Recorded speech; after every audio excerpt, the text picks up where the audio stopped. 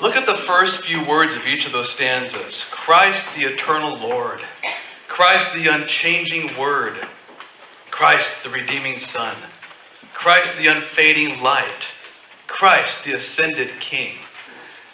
It makes you want to just shout, hallelujah. Hallelujah. And then in that previous hymn of response, give glory to creation's God, the source of all that is. Give glory to redemption's Lamb, the Savior of the lost. Give glory to the coming King, the Lord of heaven and earth. And don't you just want to sing that chorus again? We cry glory, honor, blessing to the King. Power, splendor, all creation sings. We cry wisdom, riches, thanks unto the Lamb, endless praises to the great I am. You may be dismissed. I mean, come on, that's just phenomenal. It's phenomenal. Thank you, Lord, and thank you, Michael, for picking these songs. If you would turn to page 9, at the top, let's share the text that's printed in the bulletin. I urge you to live a life worthy of the calling you have received.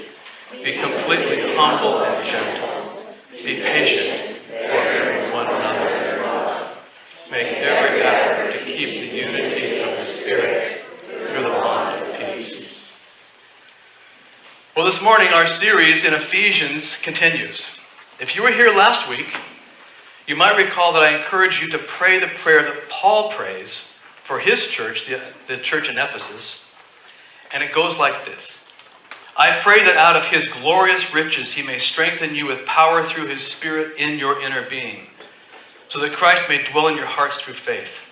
And I pray that you, being rooted and grounded in love, may have power, together with all the saints, to know the immensity of Christ's love for you, how wide and long and high and deep it is, which is quite unknowable, that you may be filled with all the fullness of God.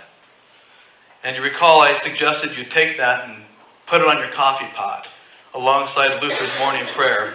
And I'm sure many of you had to go out and buy new coffee pots this week to get a bigger one.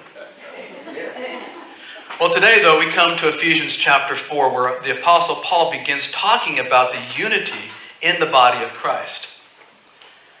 You know, unity is something that groups of people want. We want to be able to have unity in our family. We want to have unity on the job with our co-workers. We want unity in this country. But what is unity? Well, the dictionary says this. It is the state of being united or joined as a whole. But this definition doesn't include what you're united to or who you're united to. Just that you are united or joined as a whole. I don't think it's so helpful in understanding Paul's point here. So I looked at Positive Psychology website, and it says unity is a development of the self within the community of mankind. The development of the self within the community of mankind. Well, let me ask you, are either of these definitions what Paul means when he wrote to the church at Ephesus to make every effort to keep the unity of the Spirit? I don't think so. And here's why. The state of being united requires effort on our part. Being joined together as a whole means we have to exert energy to do it. Development of the self requires inward focus and thinking. These are all important, but biblical unity is different. Ephesians 4, verse 1 sets the stage for Paul's definition of unity. Let me read that. As a prisoner for the Lord, then, I urge you to live a life worthy of the calling you have received. I urge you to live a life worthy of the calling you've received. See, Paul is a prisoner in chains in Rome as he writes this letter. He has sent Timothy, his co-worker, to Ephesus because Ephesus has been kind of filled with false doctrine and it's afflicted the congregation. They're being tempted. They're being tested. And Jewish leaders were pushing against them to comply with Jewish laws and Jewish rules and customs. So Paul urges the church at Ephesus to walk in a manner worthy of the calling to which they've been called. They've not been called by Christ to take on Jewish customs and rules, or Greek philosophies, or Roman ideals. They were called out of the world, away from their former manner of life, and into the fellowship of God's Son. And in like manner, we are called out of this world. We're called out of this culture's customs, this culture's rules and philosophies. As baptized children of God, we're called to imitate Jesus. We are God's beloved children. Well, in verse 2, Paul says this. He says, be completely humble and gentle. Be patient, bearing with one another in love. Be completely humble and gentle, bearing with one another in love. See, in verse 2, Paul lists several qualities that are of great value for preserving harmony in the church. But I'd suggest these don't create unity. They don't create unity that Paul's talking about. They maintain harmony between us, and he lists humility, gentleness, patience, and self-control. I'd like to list those again and also share with you their opposite, so you can see. The opposite is very self-centered. Humility, Paul calls us to be humble, versus condescending pride, where I know everything. Gentleness versus self-assertive rudeness. Patience versus short-tempered intolerance. Or self-control versus impatient selfishness. See, with the inner strength that the Spirit provides, we are faithful to our calling when we follow Christ's example. He set aside self-interest for the sake of others. Interpersonal relationships are a matter of first importance in the church. So let the peace of Christ rule in your hearts, Paul says in Colossians. Since as members of one body, you were called to peace. Well, these qualities of humility, gentleness, patience, and self-control are typically not looked upon highly by the world. The world thinks they kind of display a weakness, a servitude, a contempt. But Paul specifically highlights them, I think, because they are virtues of weakness that deny self and individuality. They are qualities that strengthen harmony within the body of Christ. These are the things that we do, and we do them to preserve harmony in the church. But we don't do them to create unity. Verse 3 finally tells us where this unity comes from. And he says this: make every effort to keep the unity of the Spirit through the bond of peace. Make every effort to keep the unity of the Spirit through the bond of peace. You see, Christian unity is a gift of God through the Spirit. Unity is given by our Lord. Christ has achieved reconciliation with all kinds of people, all groups of people, Jew and Gentile, in his one body on the cross. He draws each of us into the kingdom of believers. And all of us can call each other brothers and sisters in the Lord. The Spirit has knit us together in the bond of peace, and we're to hold on to unity as something of value because the Lord has given it to us. Well, in the second part of verse 3, we're further encouraged to make every effort to keep the unity of the Spirit through the bond of peace. Well, this bond of peace looks back to the work of Christ, who is our peace. He created peace between Jew and Gentile, united them in one body on the cross. Paul points the Ephesians to a unity that is already theirs, and the virtues that display that unity and strengthen the church and how it's perceived by the world. In other words, the Spirit unites us. Imitating Jesus shows our harmony to the world. So if God gives us unity of the Spirit, then let me ask you a question. Can we destroy unity? Can we destroy this Christian unity that is given by the Spirit? I would say no, we can't. The unity of the Spirit is not made by us. True unity of the church is always a perfect, holy thing because it's of God. But we can destroy harmony. We can destroy our witness to the world. we can destroy our continued connection to the church. See, no one can split the body of Christ. It's existed and will exist, whether we're here or not. But what can happen is that we can cease to be members of the body when we defect from harmony by split, division, false teaching, heresy. See, the true unity of the church is established by the true gospel and the true sacraments, and exists whenever they do their work. It's not established or broken by what we do.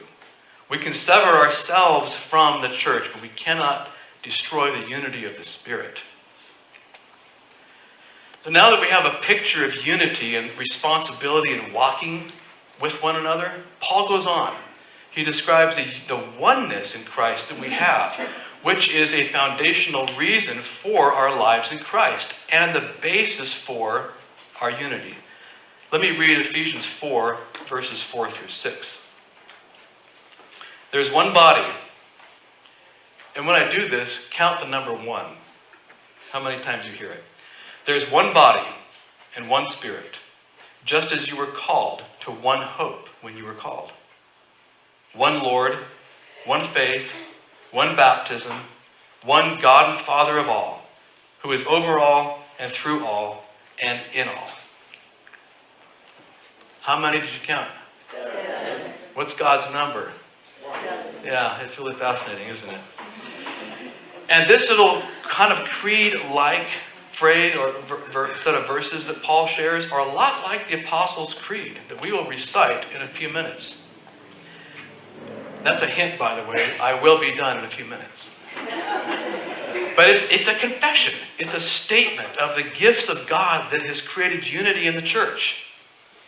But notice that he didn't say it's a suggestion, like, let us make one body, or let us preserve one body. And it's not a wish, like, may there be one body, or I hope we can pull this together and make one body.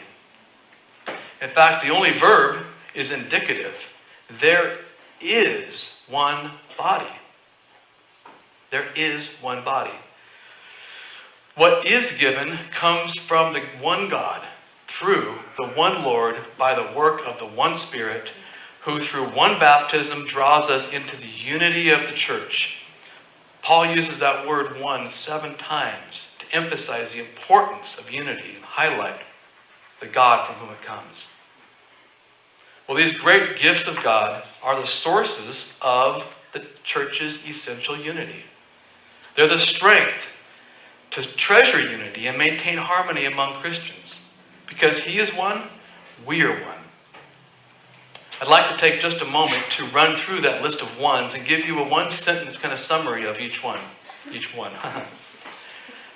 One body. The body is a central unity concept in Ephesians. The entire letter revolves around the good news that God has reconciled to himself both Jew and Gentile through the cross of Christ. One body. One Spirit. The one Spirit and one body in that verse are linked together because in one Spirit we were all baptized into one body. One hope. Paul reminds the Ephesians in 2:12 that previously, and in fact all of us before Christ, there was a hopelessness in their pagan lives. Remember that? For those of you who are Christians as adults or even young kids, there's a hopelessness, like, what is going on? But with their new lives in Christ, they have a hope, not only now, but future life in eternity with our Lord and Savior. We're united because of Christ. We have a common destination in heaven with the Lord. The fourth one is one Lord. Luther explained what it means to call Jesus Lord. He said, Jesus has redeemed me from sin, from the devil, from death, and from all evil. Before, I did not have a Lord or a king. Now I do. His name is Jesus. Before, I was captive under the devil's power. Now I submit to my Christ's Lord, my Christ's Lordship. Fifth, one faith. Paul is referring here to that which is kind of believed about Jesus in the gospel. That he suffered and died for you. He was raised from the dead, made you right in God's eyes. And he ascended into heaven where he sits at the right hand of God the Father. The sixth thing he mentions is one baptism. Baptism unites. It unites Christians with the one Lord, Jesus Christ, and the power of his resurrection. The Nicene Creed, as we recite it every second and fourth Sunday, says this: I acknowledge one baptism for the remission of sins. And then finally, one God and Father. One God and Father. The Bible teaches that God created all things, but it's only through Jesus Christ that we can know him as our Father. So you see, the Christian body is kind of a lot like a family. A family is, right, one, and yet many at the same time. A unity exists through marriage and through parenthood. Yet the family is made up of individuals with specific gifts. Similarly, a congregation is one body and many members at the same time. The one Spirit gives gifts to each one for the common good of the body. In chapters 1 through 3, Paul has proclaimed the good news of God's grace revealed in Jesus Christ. That God reconciled both Jew and Gentile into one body through the cross. He now urges us to live a life worthy of the calling that we've been called to in fellowship with God's Son. He calls on all Christians to preserve and show their harmony with Christ and each other. So when we talk about imitating Jesus Sunday after Sunday, it's specifically to point you to things that will maintain harmony here amongst us. Further the gospel among those who don't know him. And we rejoice that the Spirit has created unity in the body of Christ and given us an opportunity to be one with him. Amen. Amen. If you would, please take your hymnals and turn to the back cover, and we will recite the Apostles' Creed together. Please.